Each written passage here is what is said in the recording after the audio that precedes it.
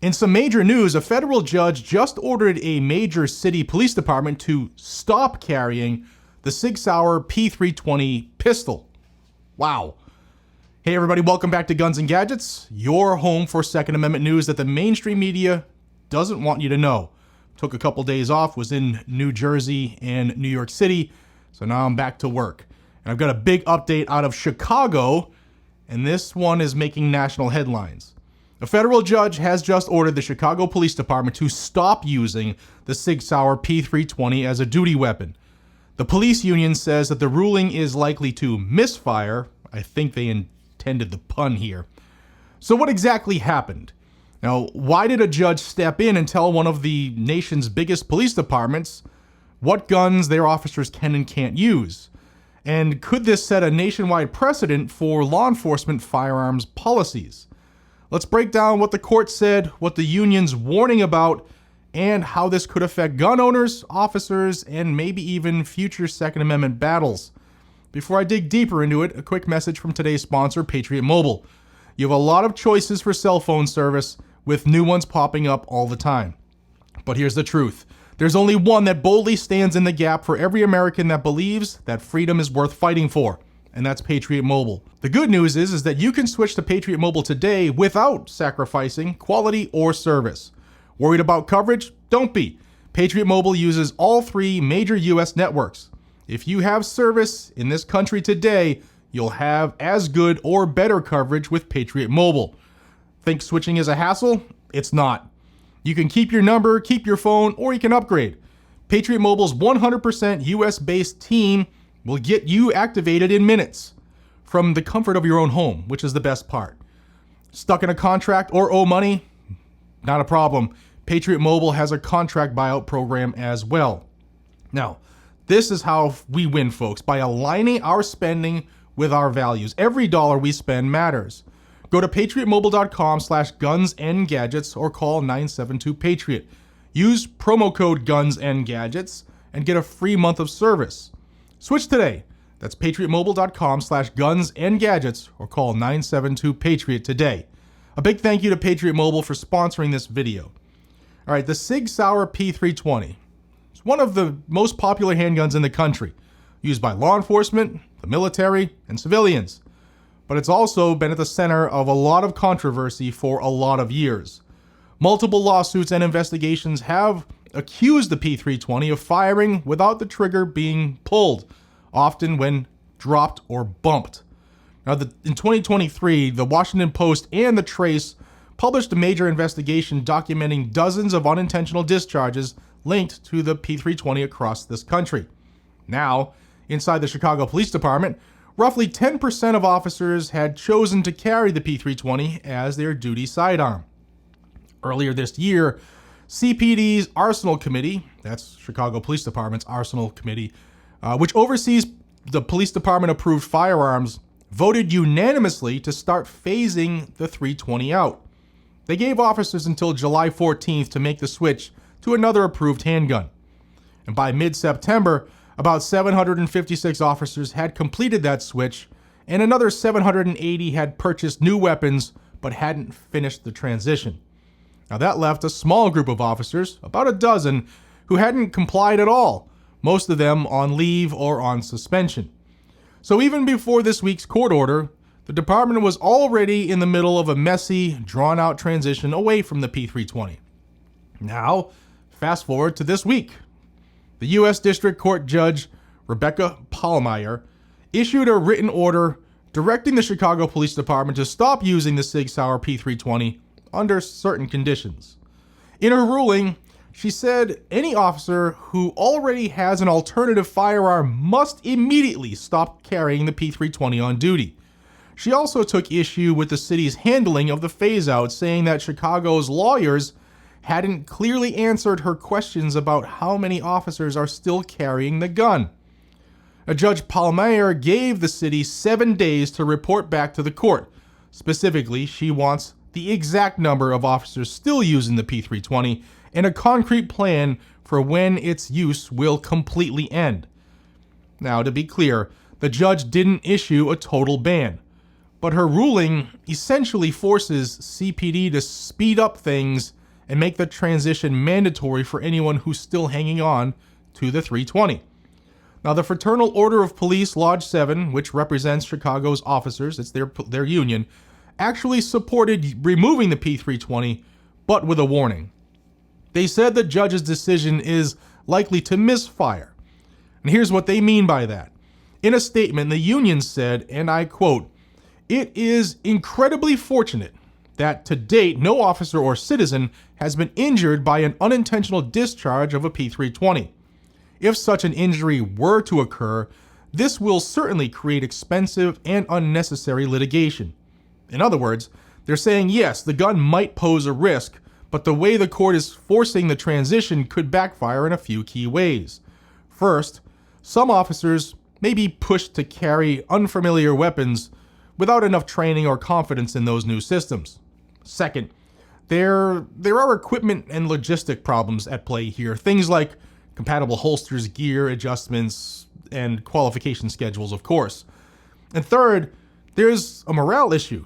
Officers feeling like their tools are being taken away by a court rather than their own department seem to have some in a tiff as well.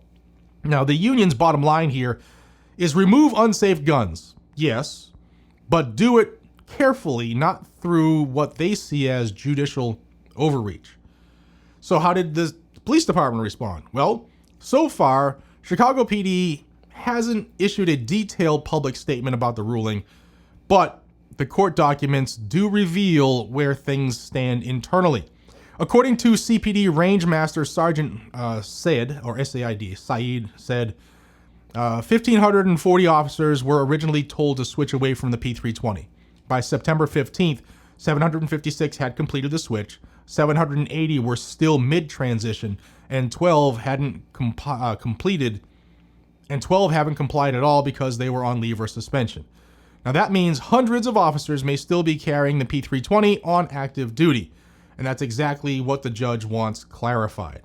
She's demanding a full accounting of who's still using the gun and when that will end, all within this week. So while it's not a technical ban, we'll say, it is a big league shove to the finish line to get the job done fast. Now let's zoom out a little bit here. This ruling isn't just about one gun model. It ties directly into Chicago's broader federal consent decree, the court-ordered reform process that CPD has been under since 2019. Now, that decree requires the department to maintain safe and effective equipment for officers. Judge Pallmeyer is essentially saying if this pistol has a documented history of unintentional discharges, then it's not safe, and the department may be violating that decree by keeping it in service. Meanwhile, Chicago's own numbers show that use of force incidents have been trending upwards. Between 2022 and 2024, the number of times CPD officers pointed their guns at people jumped 44%, from under 3,000 incidents to over 4,200 incidents. And in more than half of those cases, the person didn't have a gun. So when you combine those statistics with safety concerns about the weapon itself, the judge is clearly connecting the dots. Officers are pointing guns more often, the guns in question may be defective, and that's a legal and a public safety problem. So what does this mean going forward? Well, on one hand, the ruling could prevent accidental discharges from and save the city from lawsuits, right? That's a possibility. It also puts pressure on other departments across the country that still use the P320 to take another look at their policies. But on the other hand, there are serious practical concerns here. Forcing a quick change can hurt officers' readiness. It takes time to retrain, requalify, and get comfortable with the new firearm. Let me clarify that a little bit. In police academies, recruit officers, rookies get 40 hours of firearms training. 40. That's a week. If you can't get people off the road for a week to retrain them, the problem's pretty big in that department. So there's just that food for thought there. There's also the cost factor, new guns, new holsters, new maintenance cycles. And if the court continues to dictate what firearms are acceptable, that could open the door for more judicial control over police department operations, which is a very slippery slope. Now, some critics are already calling this judicial overreach, arguing that equipment decisions should be made by the department and its training experts, not by some judge on a bench. What do you think? Sound off down below. But still, as of right now, the order stands, and CPD has just a few days left to comply. So here's what to watch in the coming days and maybe weeks. 1, the city's report back to the court. It's going to be big. We'll find out exactly how many officers are still using the P320 and how quickly the department plans to finish the switch. Like I said, they could get those people in off the street and into a week's training if they really, really worked on it. Yeah, you have to cover people's shifts and stuff, but it's doable. 2, whether CPD or the union appeal this decision or ask for more time. 3, whether this sparks similar actions in other cities or police agencies that still use the same pistol. And finally, how will this affect Sig Sauer itself? If more departments start abandoning the 320, what could have big implications for this company and its civilian owners is people dropping the gun. So even if the civilian model is technically slightly different, it's still an issue for SIG. So to wrap this up, a federal judge has just ordered the Chicago Police Department to accelerate its removal of the Sig Sauer P320, citing safety concerns and a lack of transparency. The police union agrees that the gun has issues, but warns that the judge's order could cause more problems than it solves. This is one of those stories that it's about much more than one pistol. It's about how far the courts can go in dictating law enforcement equipment and whether that kind of power could expand in the future. Why do I say that? Well, there's 3 branches of government, and the judicial branch doesn't cover enforcement of law. They cover interpretation of law. So this, in effect, is one of the 3 branches of government dictating how the second branch works. That's not how this country was supposed to work. If you found this breakdown helpful, hit the like button, subscribe to the channel. It's free, won't cost you anything, and ring the bell so you don't miss the next update here on Guns and Gadgets. I really want to hear from you. If you are a law enforcement officer or a firearms instructor, what do you think? Have you seen issues with these? Have you seen them?